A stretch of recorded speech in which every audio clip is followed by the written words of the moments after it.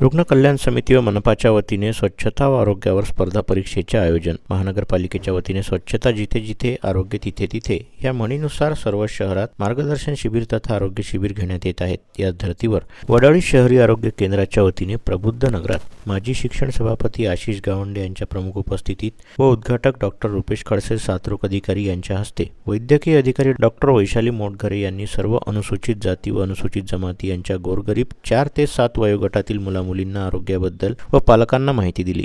छोट्या छोट्या मुलांनी सुरेख रांगोळ्या काढल्या, स्वतःचे केस कापून आले, नखे कापून आले, रुमाल घेऊन आले, स्वच्छ कपडे घालून आले व विविध स्पर्धांमध्ये भाग घेऊन प्रावीण्य मिळवले. यानंतर डॉक्टर रुपेश खडसे साथरोग अधिकारी यांनी स्वच्छतेबाबत माहिती देऊन डेंग्यू मलेरिया या संदर्भात त्यांच्यासोबत चर्चा केली. डॉक्टर बोराडे यांनी सुद्धा आजार व स्वच्छतेवर भर दिला. या कार्यक्रमाचे प्रास्ताविक टीबी सर्वेक्षक निखिल कळंबे, डॉक्टर वैशाली हिवराळे, एकता तायवाडे, आरोग्यसेवक विक्की भांडारकर व शेकडो नागरिक यावेळी उपस्थित होते.